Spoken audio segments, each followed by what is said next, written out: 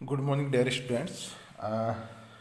Today we are taking to P block elements. In specially P block elements में जो group 13 से लेकर group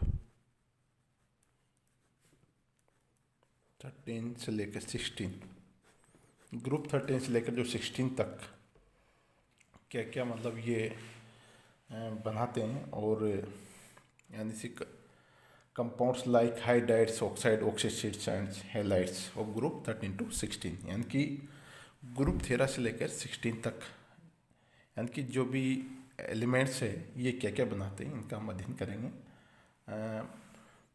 वर्ग 13 के जो हमने देखा था कि बोरोन है, बोरोन के कई ससंयुग हाइड्राइड्स बनते हैं जिनका हमने अध्ययन भी किया था। उसके बाद में जैसे एल्यूमिनियम है और गैलियम में जो क्या करते हैं रेनाइन हाइड्राइड बनाते हैं। लिथियम जैसे लिथियम एल्यूमिनियम हाइड्राइड बनाते हैं जो कि एक महत्वपूर्ण अपचायक के रूप में काम आता है। जैसे कि लिथियम का जो Li और AlH4 लिथियम एल्यूमिनियम हाइड्राइड जो कि अपचायक के रूप में काम में लिया जाता है। ठीक है। और दूसरा जैसे बोरोन का अपन ने देखा है कि अपन जब जैसे टेबल में नीचे की ओर जाते हैं तो ऑक्साइड और हाइड्रोक्साइड की प्रकृति अम्लीय से उभयद्रव्य में होते हुए सहारे की ओर परिवर्तित होती है। जैसे बोरोन के ऑक्साइड अपन ने देखा B2O3 है, हाइड्रोक्साइड H3BO3 है ना, अम्लीय होते हैं है ना। बोरोन का जैसे B2O3 दूसरा H3BO3 इनका भी हमने देखा और ये एसिडिक होते हैं। दूसरा एल्यूमिनियम और गैलियम के जो ऑक्साइड वो हाइड्रोक्साइड कैसे होते हैं उभयद्रव्य में होते हैं, जबकि इंडियम और थैलियम के ऑक्साइड सारे होते हैं। ठीक है। बोरोन ट्राईऑक्साइड है ना, जैसे अपन ने देखा है बोरोन के बारे में जैसे अपन ने B2O3 अगर ये क्या करेगी, अगर H2 से रिएक्शन करेगी या H2 के साथ में रिएक्शन कराएंगे तो क्या एसिडिक फॉर्मेशन 2H3BO3 का फॉर्मेशन होता है।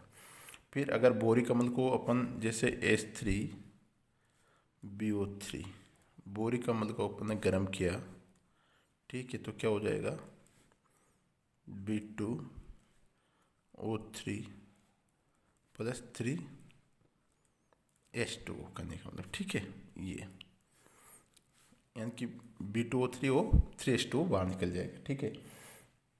अब बेसिकली B2O3 को क्या बोलते हैं अपन, बोरिक एनहाइड्राइड। ये ध्यान रखना, B2O3 को क्या बोलेंगे अपन, बोरिक एनहाइड्राइड।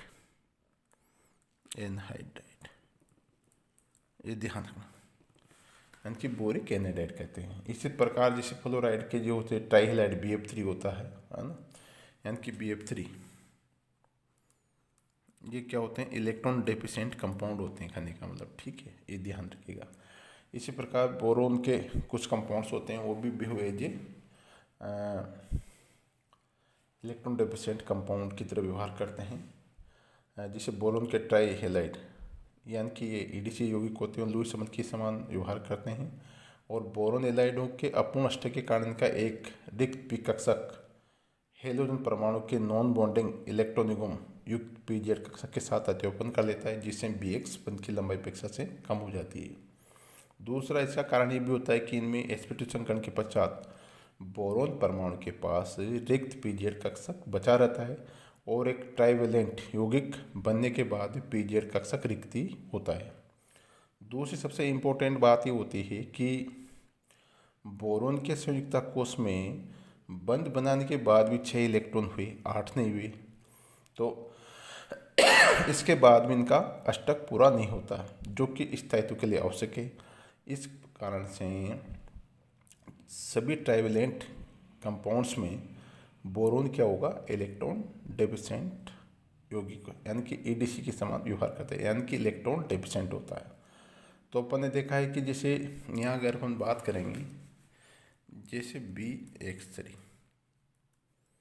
है ना, तो इसमें क्या होगा, BX3 की अगर अपन बात करेंगे तो यहाँ पर की 2 प्रकार की विशेषता होती है। एक तो पहला क्या होगा, इसके पास रिक्त पीजेड है। रिक्त क्या है, वैकेंट PZ, ठीक है।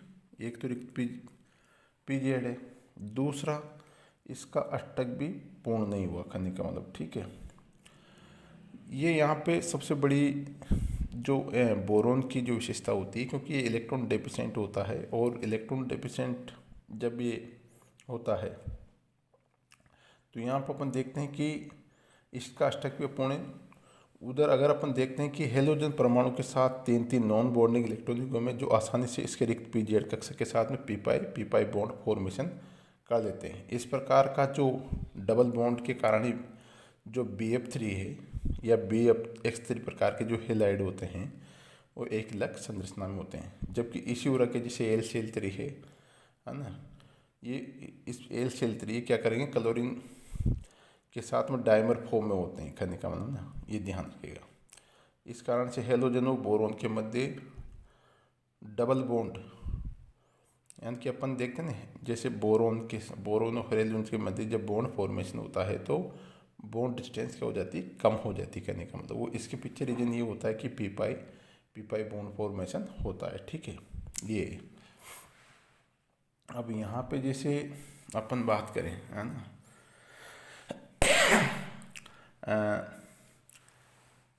इसके अलावा इनके जो बोरोन के साथ में जब हेलोजन के बॉन्ड फॉर्मेशन होता है तो इनके मध्य जो बंध की दूरी है वो कमी हो जाती है। इसके दूसरे कारण ही हो सकता है कि अगर दोनों के मध्य विद्युत ऋणता में पर्याप्त अंतर होने के कारण सहसंयोजक बंध में आयनिक गुण आ जाएगा, जिससे विपरीत आवेशित आयन परस्पर एक दूसरे को आकर्षित करेंगे और एक दूसरे के नज़दीक आ जाएंगे, इसलिए बॉन्ड लेंथ भी क्या होती है, कम हो जाती है।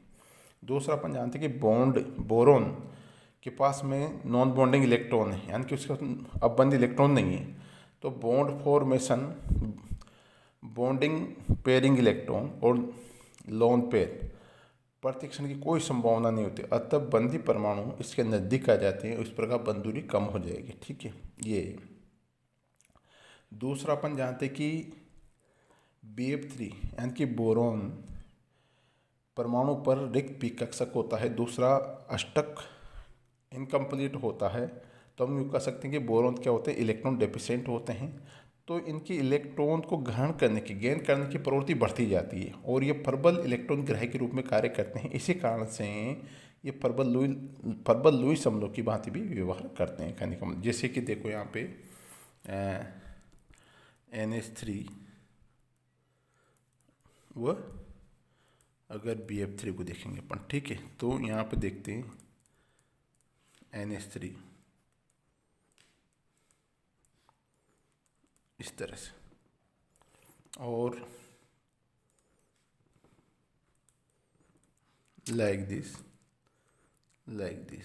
तो ये कहने का मतलब BF3 ये हो गया, कहने का मतलब, ठीक है। यानी कि नाइट्रोजन के पास से जो इलेक्ट्रॉन थे वो कहाँ चले गए, इधर, इनको दे दिया, कहने का मतलब। तो इस प्रकार से ये प्रबल लोइस एसिड की भांति व्यवहार करते हैं, ठीक है। क्योंकि अमोनिया के पास में जो नॉन बॉन्डिंग, अमोनिया के पास में जो इलेक्ट्रॉन पेयरिंग इलेक्ट्रॉन था, नॉन बॉन्डिंग इलेक्ट्रॉन पेयर था, वो BF3 के पी कक्षक में जाके एक कोऑर्डिनेट बॉन्ड फॉर्मेशन कर लेता है, यानी कि कोऑर्डिनेट इसने इलेक्ट्रॉन बोरोन को डोनेट कर दिया, कहने का मतलब, ठीक है, ये है। और यहाँ पे देखते हैं अपन, जैसा कि BF3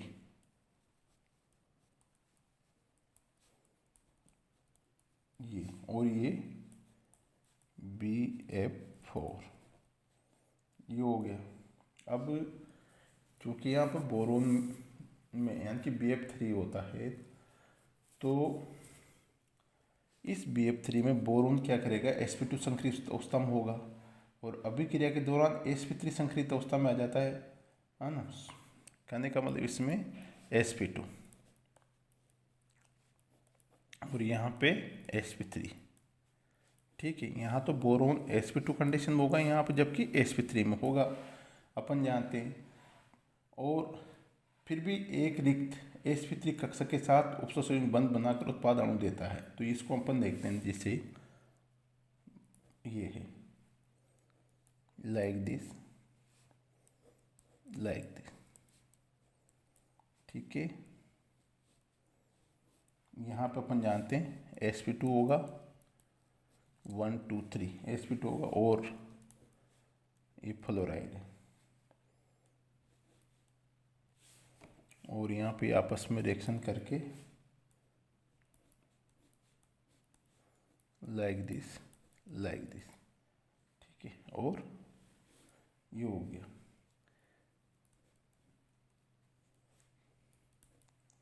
अगर यहाँ F नेगेटिव आएगा तो इनका फाइनल प्रोडक्ट ऐसे इस प्रकार से होगा।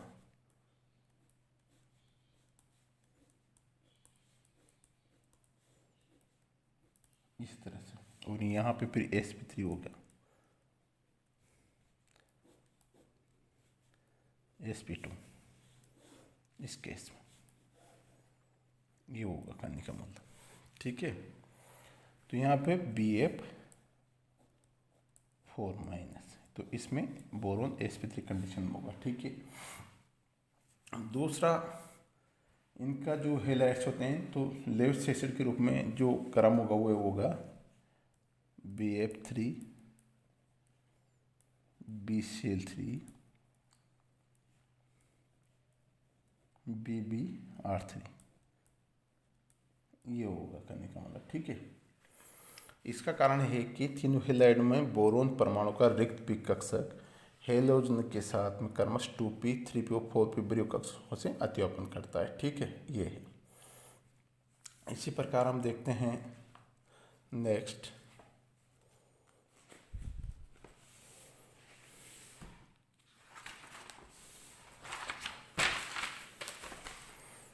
हम देखते हैं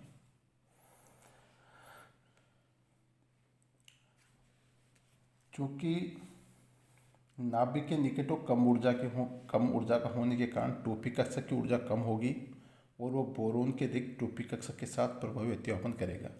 परिणाम स्वरूप इलेक्ट्रॉन डेफिशिएंट या इलेक्ट्रॉन न्यूनता कम हो जाएगी और वो दुर्बल अम्ल की भांति व्यवहार करेगा। इसी कारण से जैसे BCl3 तथा BbR3 में कम प्रभावी अतिव्यापन के कारण बोरोन परमाणु की इलेक्ट्रॉन न्यूनता अधिक होती है, ये ध्यान रखिएगा, जिससे वो प्रबल लुईस अम्लों की भांति व्यवहार करते हैं।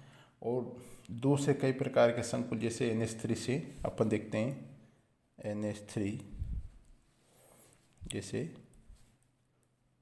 BF3 है ना, NH3 से BF3 है ना की क्रिया अगर BCl3 के साथ करवाई जाए तो BF3 का BCl3 द्वारा प्रतिस्थापन हो जाता है। जैसे यहाँ पर अपन ये देखते हैं NH3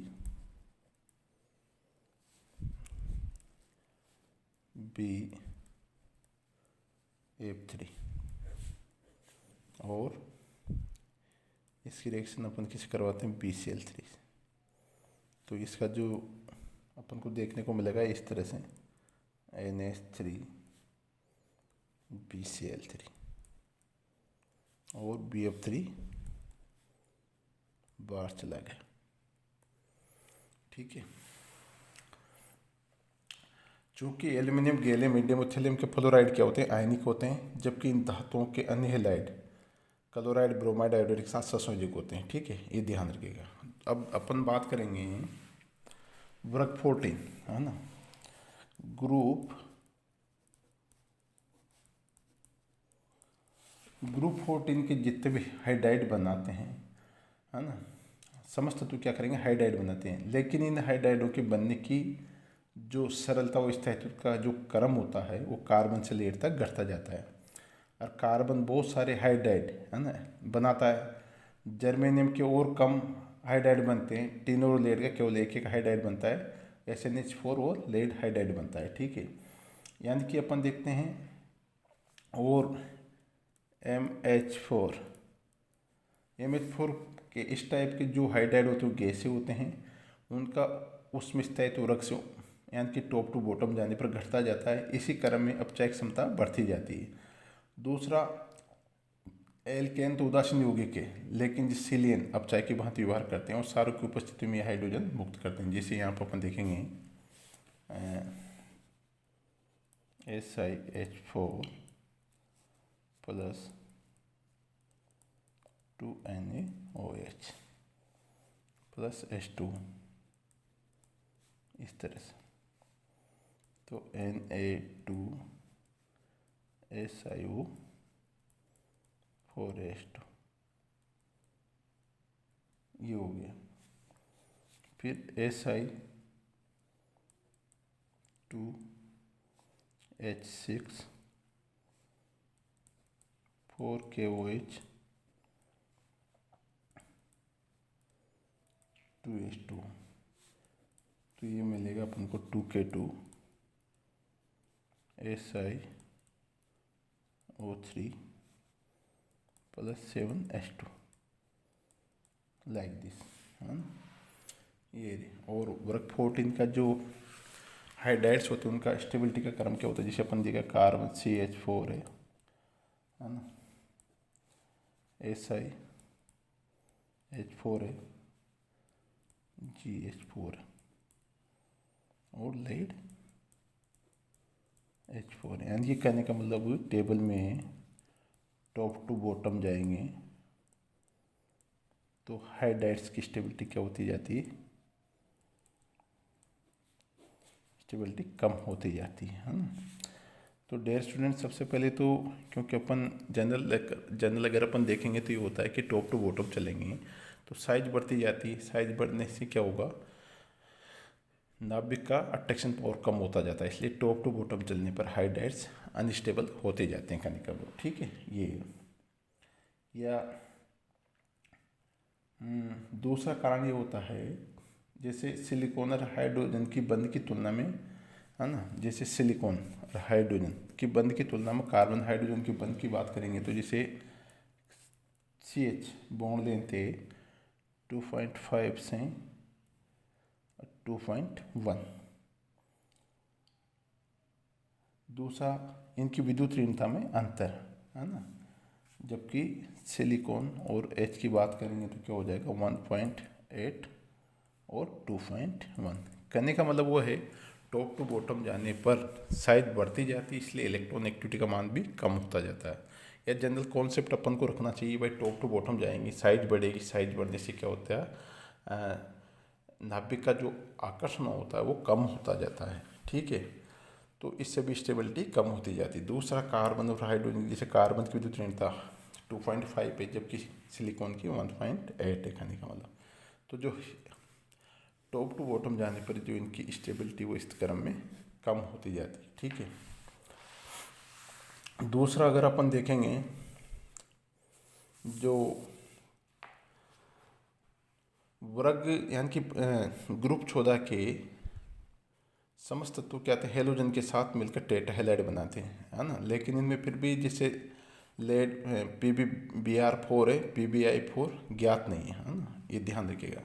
SiO4 के अतिरिक्त समस्त टेट्रा हैलाइड sp2 संकरित अवस्था में होंगे, है ना। और जैसे MX4 यौगिकों का स्थायित्व 6 हैं, कहने का मतलब वही हेलाइडों का जो है, अगर अपन देखा जाए हेलाइडों की स्टेबिलिटी भी क्या होती है, टॉप टू बॉटम जाने पर घटती जाती है ना। और उसके पीछे भी रीज़न ये होता है कि जैसे CF4 सबसे ज़्यादा स्टेबल होगा, उसके नीचे वाला, क्योंकि फ्लोराइड की अपन जानते हैं कि चूँकि फ्लोराइड की इलेक्ट्रॉन नेगेटिविटी सबसे ज़्यादा होती है, विद्युत ऋणता ज़्यादा होगी, तो जो बॉन्ड होगा वो अत्यधिक सॉलिड होगा, यानी वो कह सकते हैं वो प्योरली आयनिक होगा, ठीक है। लेकिन टॉप टू बॉटम जाने पर हेलाइड्स की स्टेबिलिटी भी कम होती जाती है, ठीक है, ये ध्यान रखना अपन को। और कार्बन में D कक्ष का बहु होता है और ये जलणों को समाहित नहीं कर सकता, परिणाम स्वरूप जो CH4 का जलपटक नहीं होता, सही समस्त टेट्रा हैलाइड जल में अपघटित होते हैं। जैसे यहाँ पर अपन देखते हैं,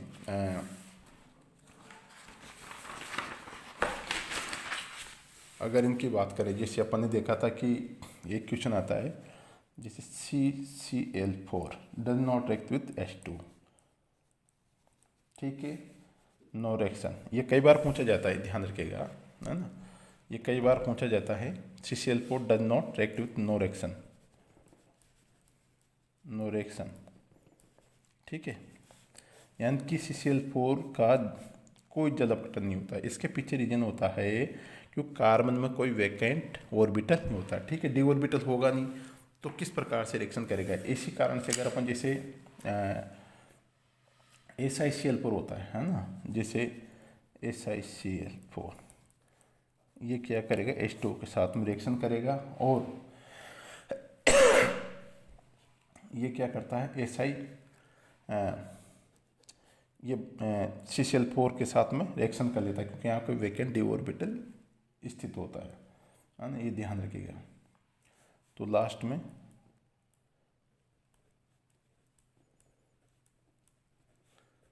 इस तरह से या यूँ कह सकते हैं, अगर इसके अपन बनाएं जैसे Cl Si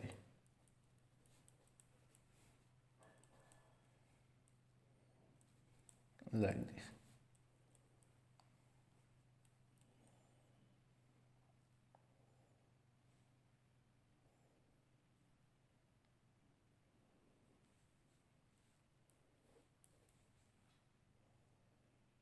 और एक हाइड्रोजन यहाँ से है ना,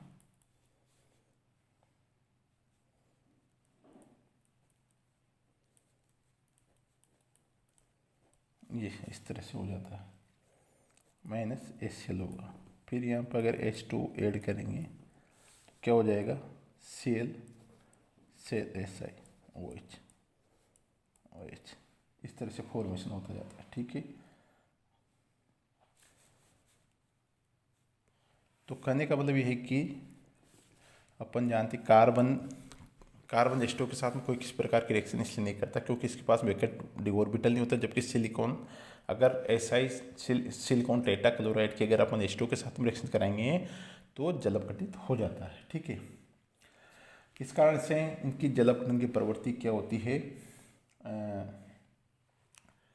जैसे कार्बन है ना, कार्बन तो कोई रिएक्शन करता नहीं है ना, सिलिकॉन है, carbon silicon, germanium silicon germanium और टीन और लेड है ना। इस तरह से अगर अपन देखेंगे कार्बन की तो कोई टॉप टू बॉटम चलेंगे तो टॉप टू बॉटम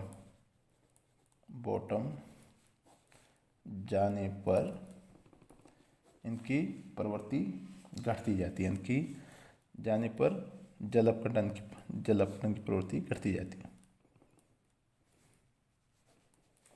प्रवृत्ति घटती जाती है, ये ध्यान रखिएगा, ठीक है। और कई बार पूछा भी जाता वहाँ CCl4 के साथ में वाटर कोई किसी प्रकार की रिएक्शन नहीं करता, ठीक है। ये दूसरा, इनके कई जैसे ऑक्साइड होते हैं, ये क्या करते हैं, डाइऑक्साइड बनाते हैं, और इन डाइऑक्साइड की अम्लीय प्रवृत्ति क्या होती है, वर्ग में ऊपर से नीचे जाने पर घटती जाती है, जैसे CO2 एवं SiO2 के अम्ल, जबकि यहाँ पर अगर एसिडिक नेचर की बात करेंगे CO2 और SiO2 दोनों क्या है, एसिडिक नेचर है ना। इसके बाद में जैसे O2 है, SnO2 है और लेड O2, ये क्या है, एम्फोटेरिक होते हैं, उभयधर्मी होते हैं, ठीक है। और समस्त डाइऑक्साइड सारों में घुलकर क्रमश कार्बोनेट, सिलिकेट, स्टेनेट और प्लेमेट लवण बनाते हैं, ठीक है। ये अब अगर अपन इनमें कंपैरेटिव स्टडी करें है ना, तो कंपैरेटिव स्टडी भी अपन कर सकते हैं, ठीक है। अब यहाँ पर अपन देखेंगे, यहाँ पर अगर अपन देखेंगे तो कंपैरेटिव स्टडी देखेंगे दोनों की, CO2 एंड SiO2 की तुलना, ठीक है। दूसरा, बोथ आर, यूँ कह सकते हैं दोनों ही बोथ आर बिलोंग ग्रुप 14, दोनों ही ग्रुप 14 से बिलोंग करते हैं, ठीक है। और ये दोनों ही क्या करते हैं, यानी कि इस प्रकार के ऑक्साइड बनाते हैं, ठीक है। अब इसमें अपन देखते हैं कि CO2 क्या होता है।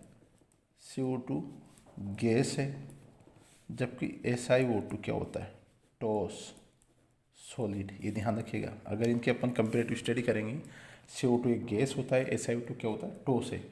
दूसरा यहाँ पे देखते हैं कि SiO2 गैस, SiO2 क्या है, ठोस है। इसका कारण है कि अपने छोटे आकार के कारण कार्बन परमाणु तो दोनों ऑक्सीजन परमाणु के साथ में पाइप बंद बनाकर डबल बॉन्ड, जैसे ये क्या करेगा, लाइक दिस, ये तो हो गया CO2 के साथ में हो गया, ठीक है। यानी कि पाइप बॉन्ड बना के CO2 तो क्या होता है, स्वतंत्र अणु बना लेता है, जिससे सामान्य परिस्थितियों में गैसीय स्तंभ होता है। इसके विपरीत सिलिकॉन बड़ी आकार के कारण पाइप बंद बनाने में असमर्थ होता है, और सिलिकॉन का प्रत्येक परमाणु टेट्राहेड्रल आकार में 4 ऑक्सीजन परमाणु के साथ एक सिग्मा बॉन्ड के द्वारा जुड़ा रहता है। प्रत्येक ऑक्सीजन परमाणु 2 सिलिकॉन परमाणु के साथ जुड़ा रहता है, जिससे एक जटिल संरचना बन जाती है। इस कारण SiO2 क्या होता है, ठोस होता है, ठीक है। ये ध्यान रखिएगा, है ना। CO2 क्या होता है, carbon oxygen pipe bond formation करके एक अपने सेपरेट बॉडी का निर्माण कर लेते हैं, जबकि सिलिकॉन में ऐसा नहीं होता, ठीक है। दूसरा, कुछ मोनोऑक्साइड भी बनाते हैं, जैसे CO हो, SiO, ये मोनोऑक्साइड है, ये है, ये क्या है, ये मोनोऑक्साइड है। यानी कि इस ग्रुप की सबसे बड़ी विशेषता ये मोनोऑक्साइड है ना। और इनमें जैसे SNO और GO, है ना, इनको छोड़ के है ना, सब स्टेबल होते हैं। जबकि CO एक कार्बन ऑक्साइड एक गैस होती है, SNO वो लेड SNO वो लेड ऑक्साइड वो बिद्री में होते हैं, है ना। इसके अतिरिक्त कुछ कार्बन जैसे C3O2 है ना, सब ऑक्साइड बनाता है। लेड ऑक्साइड टेट्रा लेड होते हैं, ये भी बनते हैं, जैसे टेट्रा लेड के Pb3O4 है, यानी कि इस तरह से, और PbO2 ये भी बनते हैं, कहने का मतलब।